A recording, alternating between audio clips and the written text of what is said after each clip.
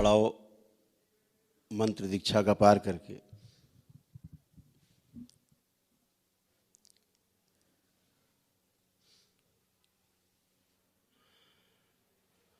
भगवान शिव के द्वारा प्रदत्त 112 विधियों में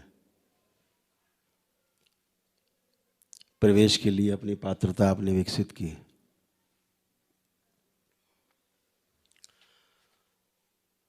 आज वो जो पात्रता है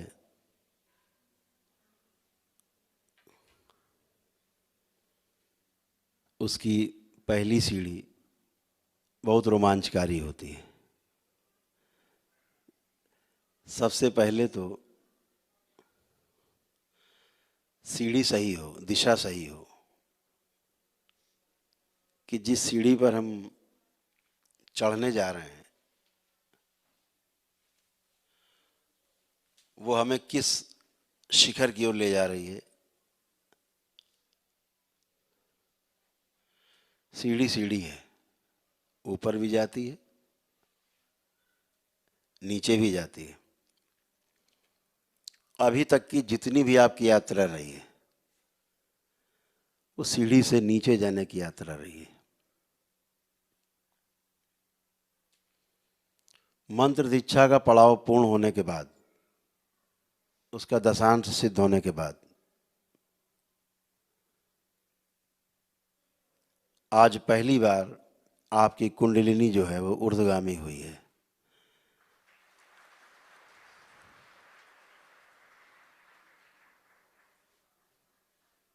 आज अधोगामी से ऊर्ध्वगामी हुए हैं, नीचे से आज ऊपर की यात्रा शुरू हुई है और होश पूर्वक शुरू होने जा रही है। अभी तक सारी यात्रा बेहोशी में नीचे की ओर थी, अधोगामी थी। वह जो अधोगामी यात्रा है वो हमें तमाम प्रकार के दोषों से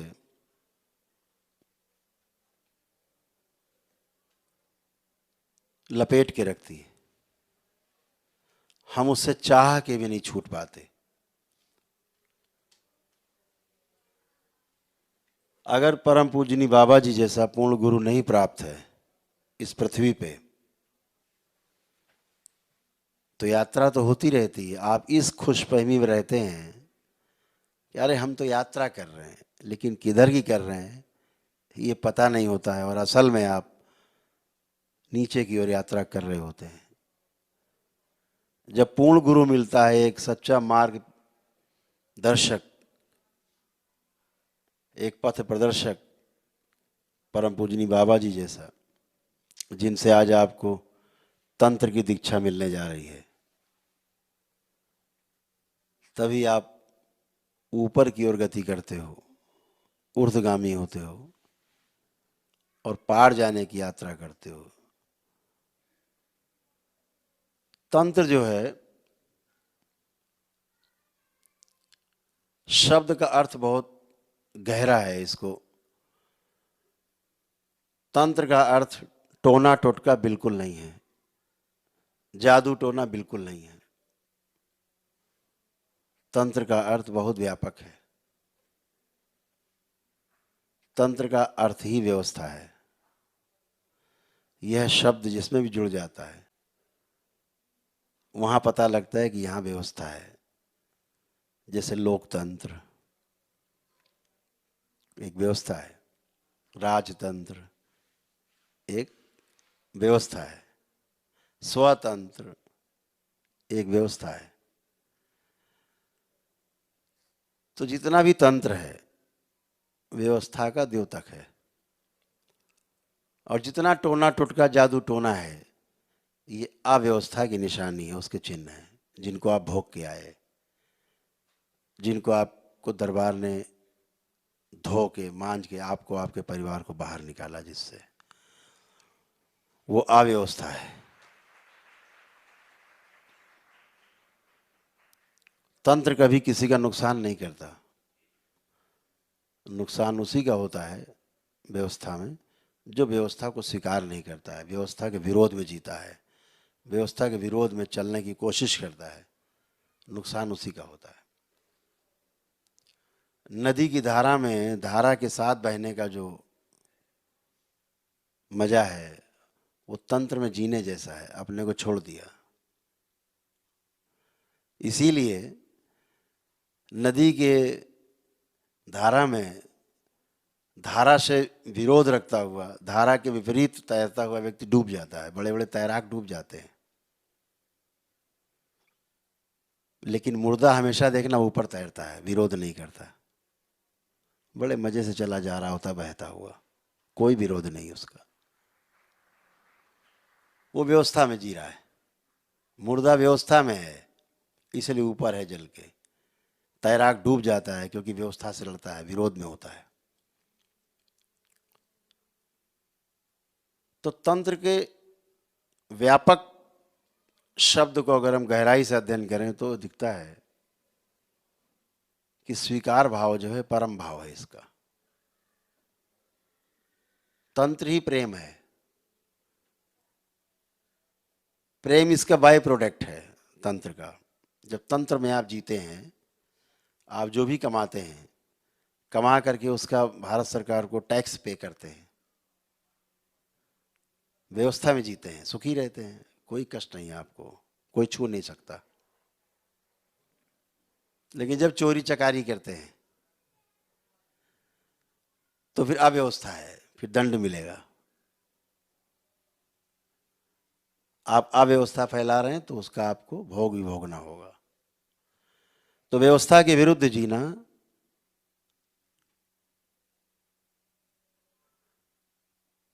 संकट को दावत देने जैसा है। इसीलिए टोना टोटका जादू टोना करने वाले लोग भी और करवाने वाले लोग भी कुत्ते की मौत मरते हैं। अपना ये भी और वो भी दोनों जीवन नष्ट कर लेते हैं, लौकिक पारलौकिक दोनों ही नष्ट। बचना है, और उसको आपने भोगा है सबने, उस कष्ट को आप और बेहतर जानते हैं। आपसे अच्छा अनुभव किसी को नहीं है जो तंत्र दीक्षा लेने लोग जाते हैं, बहुत अनुभव आपके पास है। तो ये जो व्यवस्था है ये प्रेम का ही दूसरा रूप है। प्रेम में सिर्फ समर्पण है, एक गहरा समर्पण है प्रेम में। प्रेम में कोई तर्क नहीं है, कोई कुतर्क नहीं है, कुछ नहीं सुनना है, सिर्फ प्रेम है। तो मदद करनी है, सहायता करनी, सहयोग करना है, अच्छा करना है, अपने जैसे बनाना है, अपने में समा लेना है, ये प्रेम है। द्वैत से अद्वैत की यात्रा, ये प्रेम की यात्रा है। अद्वैत हो जाना, नैतिक और अनैतिक से परे हो जाना, अद्वैत है।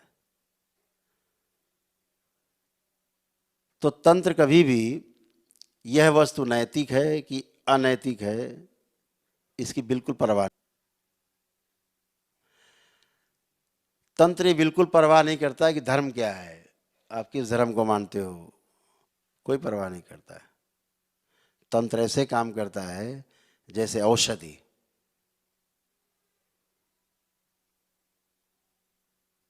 औषधि नहीं देखती कि आप हिंदू हैं कि मुसलमान हैं, कि आप सिख हैं कि पारसी हैं कि जैन हैं कि ईसाई हैं, सिर्फ मानो है इतना देखती है। आप खाते हो, आपको लाभ होता है। तंत्र बिल्कुल इसी तरह से है, उसका कोई अर्थ नहीं कि आप हिंदू हैं कि मुसलमान हैं कि किस जाति से हैं, किस धर्म से हैं, आप किसको मानते हैं किसको नहीं मानते, इससे कोई अर्थ नहीं इसका। तंत्र औषधि की तरह काम करता है। आप देखते हो आपके दरबार में लगभग सभी धर्म के लोग आते हैं।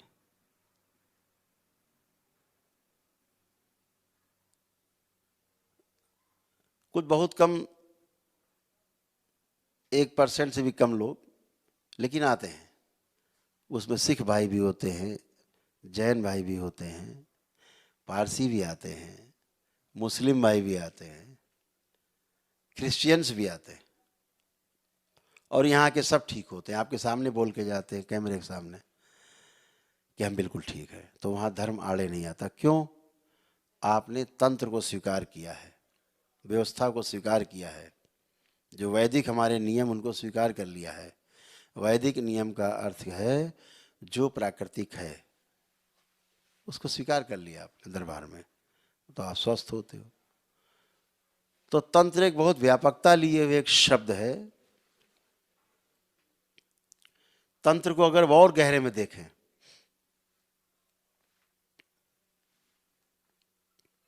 तो तंत्र सिर्फ ये परवाह करता है कि कैसे होगा, करना है, बस लक्ष्य प्राप्ति करनी है। कैसे भी हो आपको स्वस्थ करना है, अच्छा करना है, किसी भी तरह से हो। तो परम पूजनीय बाबा जी के संरक्षण में जो आपको तंत्र की दीक्षा मिली है, अभी परम पूजनीय बाबा की ओर से, माँ की ओर से आप सबको और गहरी सुरक्षा मिलेगी और उस सुरक्षा को भेदने वाला इस सृष्टि में अभी कोई अवतरित हुआ नहीं है।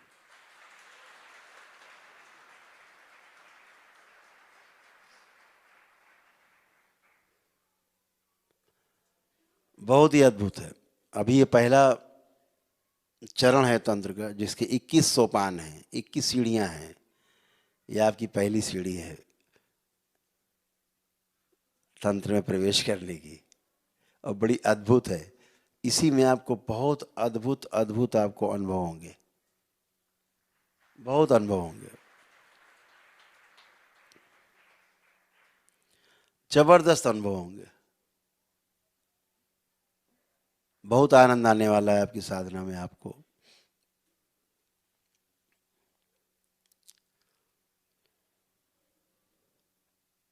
दरबार बहुत कोशिश में है कि इसका विस्तार हो, विद्या का, इस विधा का विस्तार हो। आप देखते ही हैं आपकी कुंडलिनी को क्षण में खोलना बंद करना दरबार का सेकंडों का काम है। और यह सिर्फ एक पूर्ण गुरु की उपस्थिति में हो सकता है, जैसे बाबा हैं।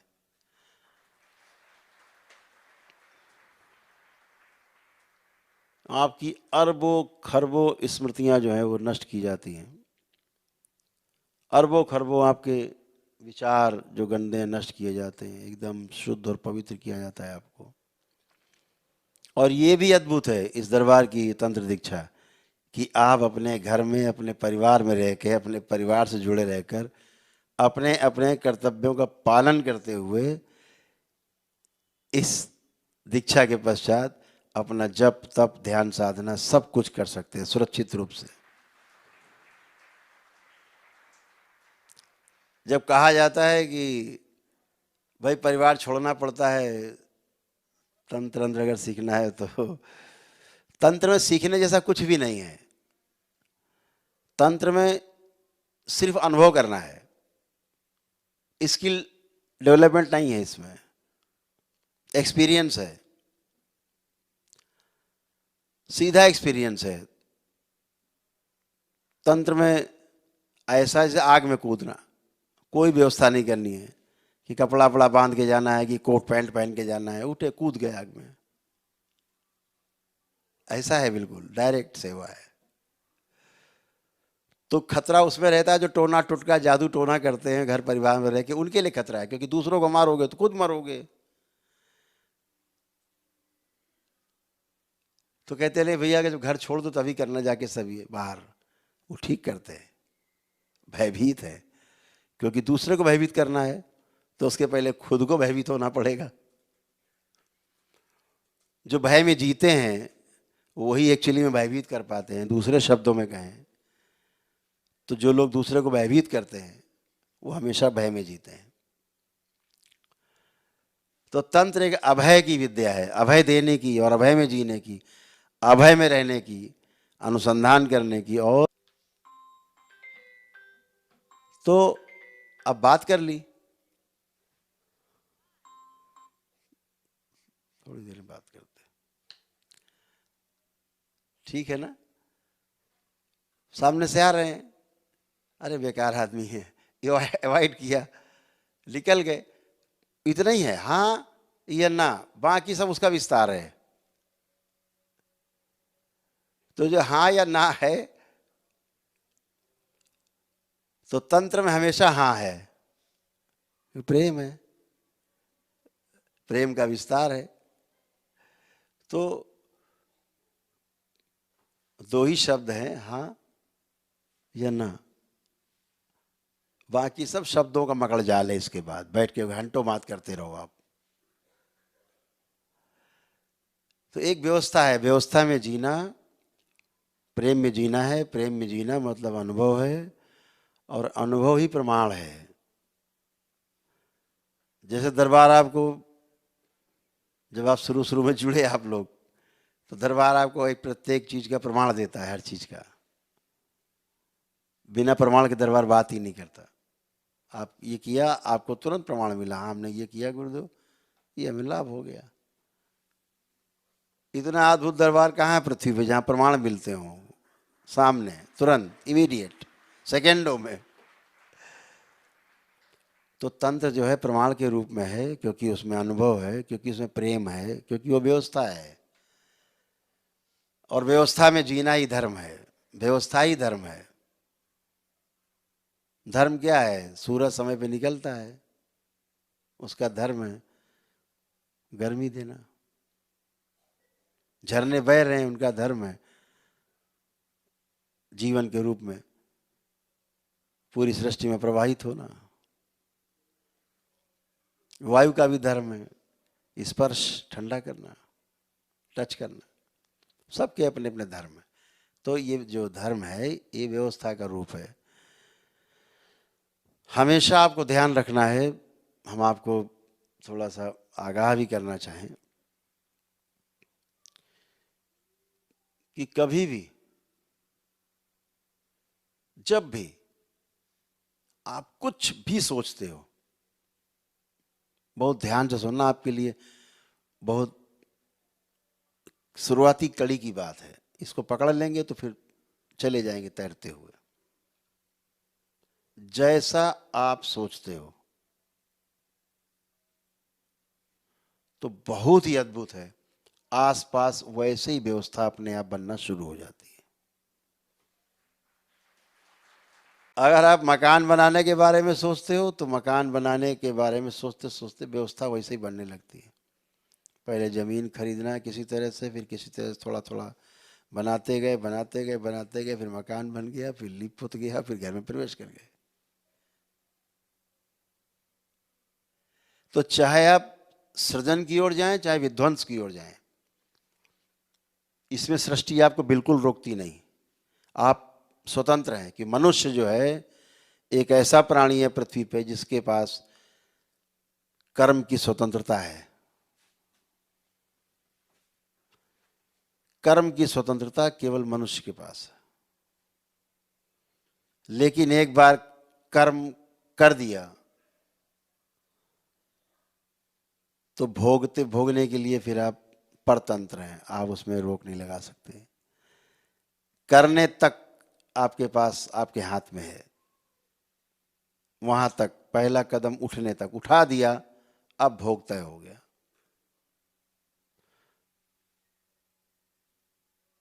तो कर्म स्वतंत्रता वहीं तक है जहां तक हमने अभी कर्म नहीं किया है। किया, भोग तय हो गया। तो मनसा वाचा कर्मणा, जो मैं बार बार कहता हूं, सबको आगाह करता हूं कि किसी के विरुद्ध सोचने से भी आपके भोग तय होते हैं। करना तो बहुत बाद में आता है। मनसा वाचा, मनसा मन में केवल सोचा, भोग तय हुआ। क्यों? जैसे ही आपने सोचा, शरीर के अंदर एक केमिकल रिएक्शन होता है। जैसे किसी के बारे में गलत सोचा, क्रोध आया अंदर, एक ग्लैंड्स खुलेगी, उससे रिलेटेड थोड़ा सा रस निकलेगा, खून मिल जाएगा, जहर है वो। अब लालच करते हैं, अहंकार करते हैं, ग्लैंड्स खुलती, शरीर के अंदर ग्लैंड्स हैं, उससे कुछ रस निकलता है, उससे संबंधित टपकता है खून में जहर, और आपकी लाल रक्त कणिकाओं को मारना शुरू करता है। चिंता करते हो तो भी यही होता है, कोई भाव लाते हो आप तो यही होता है। इसी प्रकार जब विश्वास करते हो आप, आस्था करते हो दरबार में किसी भी के प्रति, आपकी आस्था, आपका विश्वास, तो एक अनेक प्रकार की ग्रंथियां, उनमें से वो ग्लैंड्स खुलती हैं जो से रिलेटेड है उस भाव से, और वो टपकती हैं आपके खून में, मिलती हैं, तो आपको आनंद का अनुभव होता है। ध्यान में जाते हैं, मन से आमन की स्थिति में जाते हैं, तो एक विशेष ग्रंथि है वो खुलती है, और वो जो खून मिलता है उसका रस, तो आनंद का अनुभव होता है। सुख, निरंतर सुख, शांति, संतोष और आनंद, ऐसा अनुभव होता है। तो ये सभी चीजें आपको ये ध्यान रखना है कि हमारे सोच से ही मामला शुरू हो जाता है। तो सोच अपनी एकदम एकदम जैसे समझिए कि, और दो चीजें बहुत खतरनाक हैं। एक क्रोध, जब शक्ति आती है तो क्रोध आपको विचलित कर सकता है, आपको नष्ट कर सकता है, ये ध्यान रखिएगा।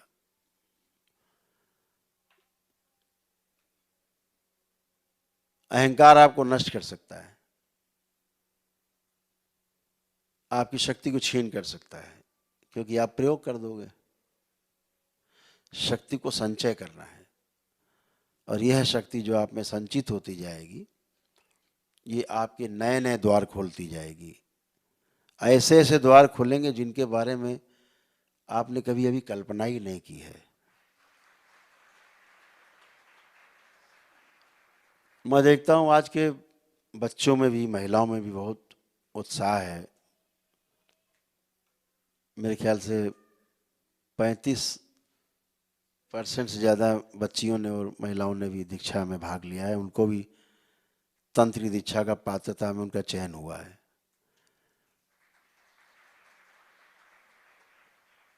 बहुत ही अद्भुत है।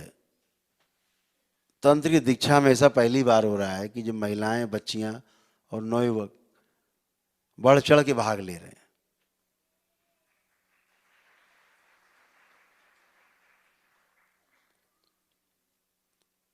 कई परिवार तो ऐसे हैं, हमने देखे हैं, कई परिवार हैं, धीरे धीरे करके पूरा परिवार ही दीक्षित हो गया है तंत्र की दीक्षा में।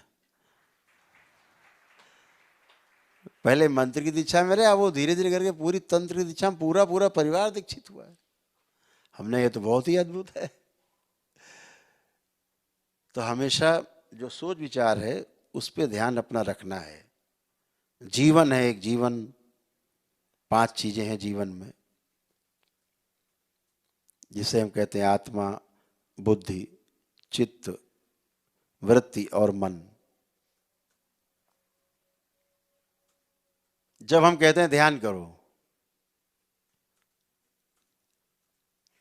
तो ध्यान की जो सरल विधि, आंखें बंद करते हैं, अपनी भ्रुकुटी पे, अपने आज्ञा चक्र पे जब ध्यान अपना मस्तक के बीचों बीच, दोनों भवों के बीच में स्थिर करते हैं और ध्यान करना शुरू करते हैं, एकाग्र होते हैं, पहले एकाग्रता लाते हैं।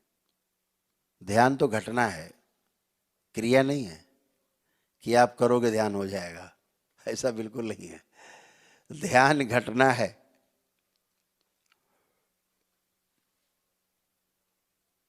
ध्यान के लिए तैयार होना क्रिया है। मेडिटेशन ध्यान नहीं है, एकाग्रता है। तो एकाग्रता एक क्रिया है, घटना नहीं है। तो जब हम एकाग्र होते हैं एक बिंदु पर, वो क्रिया है, लेकिन ध्यान घटना है, घटित हो जाएगी। जैसे निद्रा, आप सोने का उपक्रम करते हैं, अपने बिस्तर पे जाते हैं, आप बिस्तर इस्तर लगाते हैं, तकिया किया रखते हैं, ठीक से चादर आदर ओढ़ते हैं, लेटते हैं, ये क्रिया है। लेकिन जो निद्रा है वो घटना है, निद्रा कब आपको आ जाती है आपको पता ही नहीं लगता। बाकी सब चीज़ पता है आपको, बिस्तर बिछाया लगाया है, चादर बिछाई है, ओढ़ने के लिए रखा है, रजाई गद्दा, है ना, ये सब आपको पता रहता है। लेकिन लेट गए और थोड़ी देर बाद सो गए, कब सो गए पता नहीं, वो घटना घटित हो गई। ऐसे ही ध्यान है। तो निद्रा मूर्छा में घटना घटित हुई है और ध्यान होश पूर्वक है, पूरा पूरा होश है, वो ध्यान है। तो हम एक सेंटर एकदम केंद्र पे खड़े होते हैं, जब बिंदु पे ऐसे चढ़ते हैं तो सतर्क नहीं रहे, बेहोशी में रहे तो निद्रा है, और ऐसे हैं अगर होश पूर्वक चले गए तो ध्यान है। ध्यान करते करते निद्रा में चले गए, बेहोशी, ध्यान करते करते कब चले गए, घटित हो गई घटना, वो ध्यान है, होश पूर्वक चले गए। सतर्कता की आवश्यकता उसी बिंदु पे केवल, बस इस यही बिंदु मुख्य है कि हम ध्यान में हैं, बैठे हैं। सतर्क हैं तो निद्रा से बचे रहेंगे, नहीं तो निद्रा में ले जाएगी। तो ध्यान जैसे नंदी, नंदी का गुण लाइए अपने में, इतनी धैर्यपूर्वक प्रतीक्षा में है शिव की, गुफा के बाहर बैठे,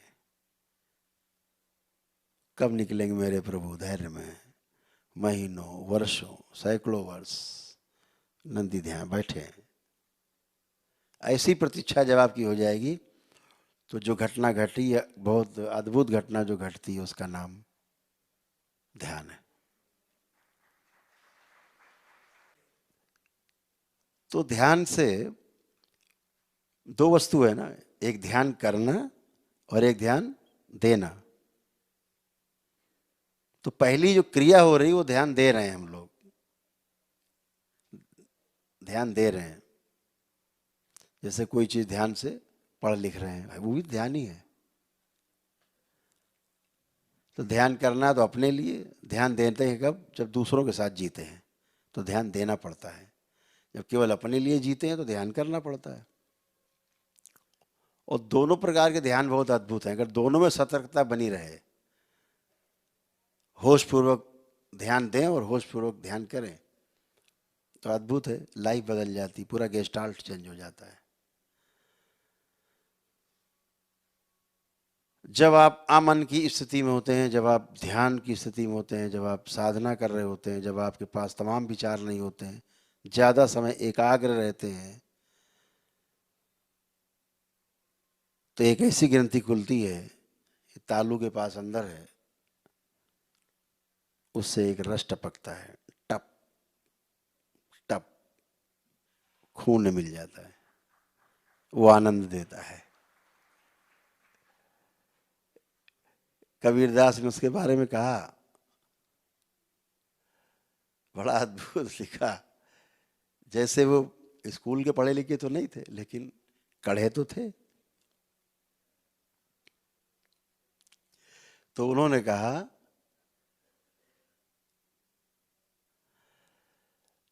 कि बरसे कंबल और भीगे पानी, अद्भुत कहा,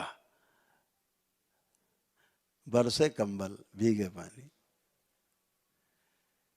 तो वही अद्भुत है, वो तालू से टपकता है रस, जैसे पपीहा, जैसे वर्ष में एक बार एक नक्षत्र होता है, उसमें आसमान से टपकता है स्वाति नक्षत्र में, तो एक पक्षी है, वो आस लगा के बैठा रहता है, मुंह खोले रहता है, देखिए उस नक्षत्र में मुंह ही नहीं बंद करता वो, इस आस में कभी गिरे टपक जाएगा मेरे मुंह में। प्रतीक्षा, धैर्य पूर्वक प्रतीक्षा, तो धैर्य नहीं खोना है, व्यवस्था में धैर्य पूर्वक जीना है। और ये ध्यान रखिएगा, नंदी ऐसा धैर्य अगर आप में आ गया, उसका ही नहीं अपना भी हम नुकसान करते हैं। बताया ना मैंने आपको, जैसे भाव आप अंदर लाते हो वैसे ही रस टपकती है ग्लैंड से, ग्रंथियों से खून मिलता है। और जब अमन की स्थिति में जाते हो, ध्यान की स्थिति में चले जाते हो तो फिर एक स्पेशल ग्रंथि खुलती है, वो टपकता है अंदर। तो ऐसा टपकन होते कि महीनों आपको भूख नहीं लगे, प्यास नहीं लगे, साधना में बैठे। ऐसे तो लोग करते साधना। शरीर भी आपका पुष्ट है, स्वस्थ है, सुंदर है, गुफाओं में बैठे हैं, वर्षों बैठे हैं, उसी के सहारे बैठे हैं। और कुछ वहाँ कौन सा चूल्हा जल रहा है, किचन चल रहा है वहाँ की, ये खाना है पीना है जंगल में, कैलाश में। ध्यान ही तो है, आनंद ही तो है। तो सभी से यही मेरा आग्रह है कि जब भी अपनी साधना शुरू करें तो बाबा और माँ से हमेशा प्रार्थना करें कि हमको तमाम जो भटकाने वाली प्रवृत्तियां हैं उनसे बचना है, बचाएं, हमारी सुरक्षा करें और हमें 84 लाख बंधनों के, 84 लाख योनियों का जो बंधन है उससे हमें बाहर निकालें, अद्वैत की ओर यात्रा कर सकें द्वैत से।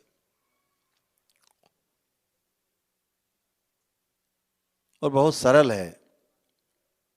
अगर आप देखो, जैसे हम आपसे कहें कि आप ध्यान करो, तो आप कभी भी देखना ध्यान करते समय आप एक आध मिनट में हम कहें चलो अपने मस्तक पे आज्ञा चक्र पे ध्यान करो, आप करोगे। या हमने कहा चलो अपने मूलाधार पे ध्यान लगाओ, तो आप जहाँ भी ध्यान लगाते हो, आपने ध्यान लगाया तो क्या घटना घटेगी, आप टेक ऑफ कर जाते हो, उड़ गए, फ्लाई कर गए, बम्बई पहुँच गए, अमेरिका पहुँच गए, मौसी के यहाँ पहुँच गए सेकेंडों में। और फिर एकदम आपको होता अरे वहाँ कहाँ पहुँच गए, फिर वापस फिर अपने को स्थिर करते हो आप। ऐसे आप 10, 20, 50 बार, 100 बार पूरे ध्यान के समय करते रहते हो। धीरे धीरे फिर 100 बार होता तो 70 बार होने लगेगा, धीरे 50 बार होने लगेगा, फिर 40 बार होगा भटकाओ, फिर 20 बार भटका होगा, फिर 10 बार भटका होगा, फिर एक आध बार 2 बार होगा। ऐसे धीरे धीरे अनुभव होता जाएगा आपका। अब आप अगर इसको ध्यान से देखो कि मन तो एक ही है और वो चला गया कहीं बम्बई ध्यान करते करते, तो ये किसने देखा कि बम्बई चला गया? वो आपके अंदर से वो कौन देखता है कि अरे वहां कहाँ पहुंच गए, वापस आओ। तो हमेशा ध्यान रखो, आपका जो मन है, मन के ऊपर जो चौकीदार है, जो दृष्टि है जिसकी, उस दृष्टि का नाम है वृत्ति। वृत्ति आपको जो है चौकीदारी करती रहती, क्या कर रहे हो बेटा, देख रहे हैं हम, ठीक। और जो वृत्ति में जो विश्लेषण और तुलन की क्रिया होती है, मन में तो चयन और आस्वादन की क्रिया होती है, टेस्टिंग और सेलेक्टिंग। लेकिन जो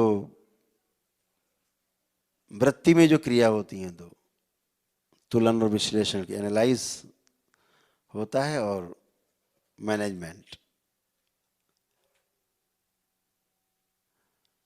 तो जो तुलन विश्लेषण होता है, उस क्रिया पे वृत्ति के ऊपर जो दृष्टि होती है वो चित्त की होती है। चित्त उसके ऊपर दृष्टि बना के बैठता है। वृत्ति तुम गड़बड़ कर रही हो तो उसके ऊपर चित्त है।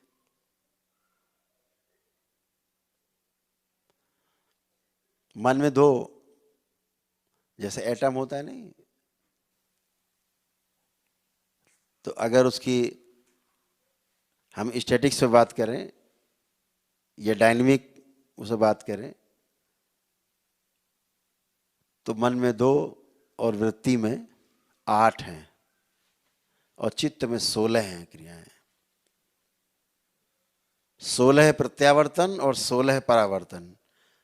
ऐसे 32 जो है स्थिति और गति है, स्टैटिक्स और डायनेमिक। और जब चित्त कुछ गड़बड़ करता है तो उसके उस पर जो है जो दृष्टि रहती है वो बुद्धि की रहती है। बुद्धि दृष्टि रखती है, अच्छा तुम गड़बड़ कर रहे हो, स्मृति इधर उधर भटका रही है। बुद्धि कहता है नहीं नहीं ऐसा नहीं करो, ऐसे। स्मृति कह रही इसने हमको मारा था, इसको मारना है। बुद्धि कह रही नहीं नहीं मारना नहीं, बंद हो जाओगे पुलिस पकड़ ले जाएगी, मुकदमा हो जाएगा। तो बुद्धि पीछे से ऊपर उसके है नहीं नहीं ऐसे मत करना। स्मृति अपना काम कर रही, इससे ये मांगा जाए, बुद्धि कह ना ना ना ना, सम्मान गिरेगा, नहीं मांगना नहीं है, छोड़ो इसको। तो आपके जो चित्त है उस चित्त में 32 क्रियाएं हो रही हैं। 16 प्रत्यावर्तन, 16 उसका परावर्तन। 16 जो है उसकी स्थिति है और 16 उसकी गति है। जब स्मृति बनती है ना तो श्रुति से आप सुन रहे हो ना, तो सुन रहे हो आप, आपकी स्मृति में जा रहा है, आपकी स्मृति बनती जा रही है। तो जो स्मृति बन रही है श्रुति के कारण, तो श्रुति जो है और स्मृति एक गति है, दूसरी स्थिति है। तो ऐसे ही फिर बुद्धि का जो नियंत्रण और उसका जो दृष्टि है वो चित्त में बनी रहती है, चित्त नियंत्रित रहता है अगर बुद्धि ठीक है। अब बुद्धि गड़बड़ हो गई, गड़बड़ करती है तो उसके ऊपर आत्मा, उसका प्रभाव रहता है। बुद्धि कहती है ऐसा नहीं, ऐसा करके ऐसा कर लेते हैं। आत्मा कहती है ठीक काम नहीं है यार, इससे भोग बढ़ेगा। बुद्धि कहती देखा जाएगा यार, भोग एक भोग सही। आत्मा फिर कहती है अरे यार ऐसे नहीं छोड़ो हटाओ माफ करो, क्योंकि आत्मा का स्वभाव है प्रेम, आत्मा का स्वभाव है अनुभव। तो वो बार बार बुद्धि को कहता नहीं नहीं ठीक नहीं है, एक बड़े बुजुर्ग की तरह अरे अरे छोड़ो हटाओ, क्षमा बड़ा उनको चाहिए। तो ऐसे करके सभी का एक दूसरे के ऊपर। तो जब मन आपका इधर उधर भागता है तो जो वृत्ति आपकी है वो पकड़ती, देखती है किधर गया, तो कहते हैं हाँ गलत गए, फिर वापस। ये वृत्ति के कारण होता है, वृत्ति की दृष्टि होती है। वृत्ति के ऊपर चित्त की दृष्टि है, चित्त के ऊपर बुद्धि की दृष्टि है, बुद्धि के ऊपर आत्मा की दृष्टि है।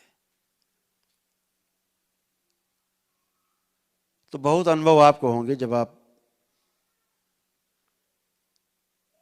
साधना में उतरेंगे। उतर ही गए अब क्या, आप तो सर ओखली में दे ही दिया है